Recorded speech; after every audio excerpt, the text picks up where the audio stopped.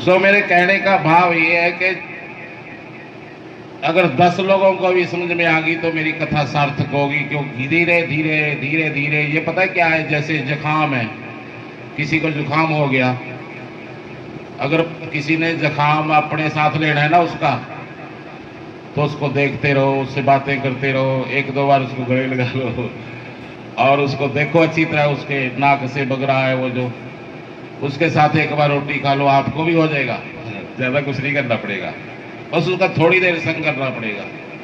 इसी प्रकार ही संक्रामक है सत्संग, अगर एक को चला गया तो ये 2-3 में जाने से रोक नहीं सकता इसको कोई, इसमें इतनी पावर है। इसीलिए कोई भी धर्म है उसने नियम अलग अलग कर रखे होंगे, लेकिन सत्संग परम अनिवार्य नियम है। सत्संग के बिना कोई भी धर्म विकसित और धर्मात्मा नहीं प्रकट होते। जैसे माँ के हृदय में एक बच्चा पैदा होता है ना, ऐसे सत्संग के गर्भ में से एक संत पैदा होता है। बोल संत भगवान की जय। तो इसीलिए भाई समझ बहुत बड़ी बात है, ये काम करती है, लेकिन सही समय पर इसके लिए आदमी को भगवान के साथ, धर्म के साथ अपनी फीलिंगों को समझना पड़ेगा। आप कितने भी कहीं भी जाओ, कितने गुरु बढ़ाओ, किसी प्रकार के कपड़े पहनो, किसी प्रकार की भी दुनिया में रहो, जब तक आपके इरादे नहीं है कि मैं अपने अंतर जगत से स्वर्ग रचना शुरू करना है, मैंने किसी भी परिस्थिति में प्रसन्न रहना है, तो फिर दुनिया का ब्रह्मा भी आपको उदास नहीं कर सकता।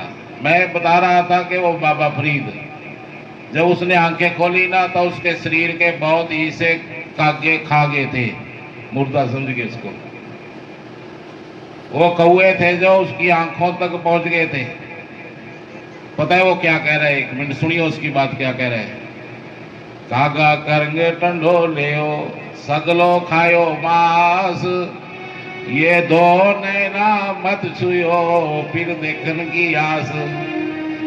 अभी मेरे अंदर आशा है कि वो आने वाला है, बस मेरा स्वामी, मेरा पीर, मेरा परमात्मा, जिसको वो सर्वस्व लुटा चुका, जीवन का सारा जीवन उसने उसके ऊपर खर्च दिया पूरा। अब रिजल्ट आने वाला है, मृत्यु सामने खड़ी है, क्योंकि मरने जैसी स्थिति में है। कागियों ने खा लिया था शरीर, और बुढ़ेपे के 70 साल तक वो डासना लगा के बैठे हुए हैं कहीं वृक्ष के नीचे। आप इसमें एक बात देखो, मृत्यु पास है, लेकिन मृत्यु का कोई जिक्र नहीं है उसकी बातों में।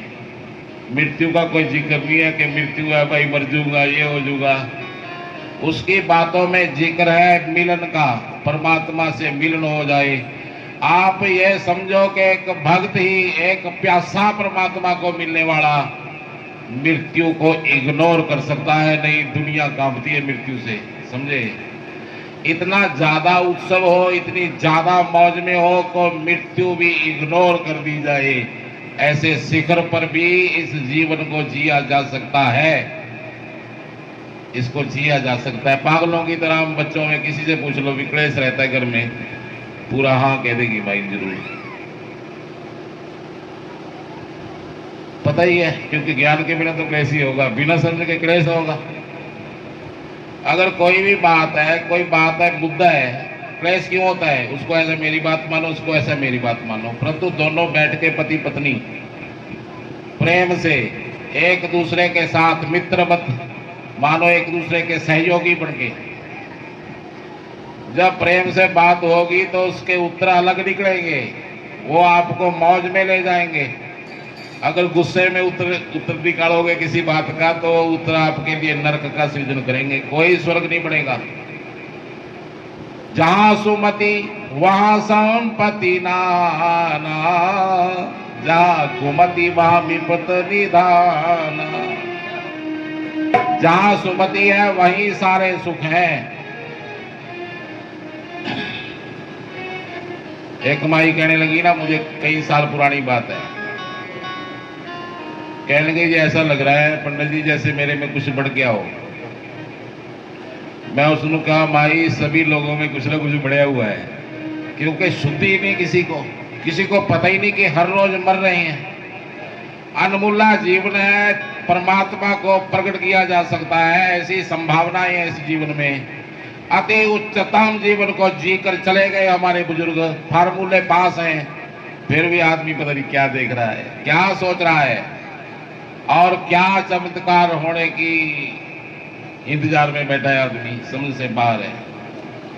हर एक आदमी के अंदर क्लेश, गुस्सा, उसकी स्विच कोई भी दबा सकता है। खुशी के लिए देख लो कितना प्रबंध करना पड़ता है, डीजे लगाने पड़ते हैं, कार्ड बांटने पड़ते हैं, नए टेंट लगाने पड़ते हैं, धूमधाम से एक पूरा नए नए कपड़े, कितना कुछ करना पड़ता है। लेकिन दुखी होने के लिए कोई टेंट लगाना नहीं पड़ता आदमी को। दुखी होने के लिए सिर्फ दूसरा चाहिए और दूसरे ने कुछ कह दिया हो ऐसा जो वो सुनना नहीं चाहता। भाई ये भी कोई बात, ये तो बच्चों जैसा जीवन है बिल्कुल। किसी की बात पर गुस्सा कर लिया और अपने आप को नेगेटिविटी से भर दिया, फिर तो वो स्वामी हो गया, जो मर्जी आपके अंदर फेंक के चला गया और आप उससे दुर्गंधित हो ही जाओ।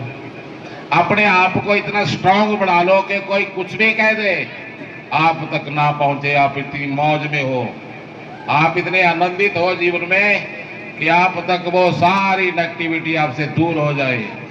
आपका आनंद ही आपके पास हथियार है, आपकी मुस्कुराहट, आपकी चेतना का निर्भर होना ही आपकी सक्षमता है, आपकी शक्ति है। अपने आप को जानो, ध्यान दो कि मैं बच्चों की तरह तो नहीं जो रहा।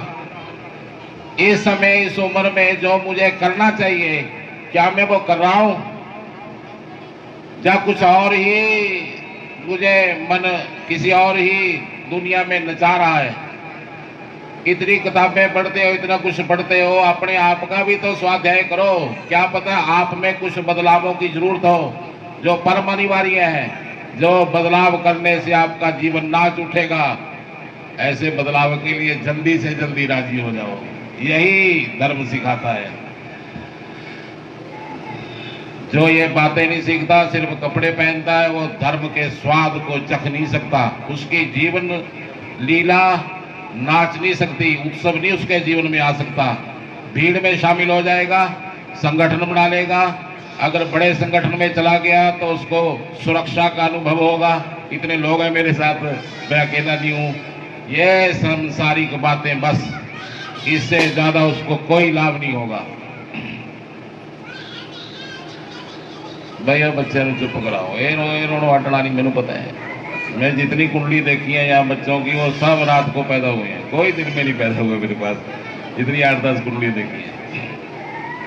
बोल कृष्णचंद्र भगवान की। आओ एक भजन में मेरे साथ भी, आज मैं ज्यादा बात नहीं करना चाहता भाई, तो मान ले बात भाई, ये नहीं, ये चुप नहीं करेगा।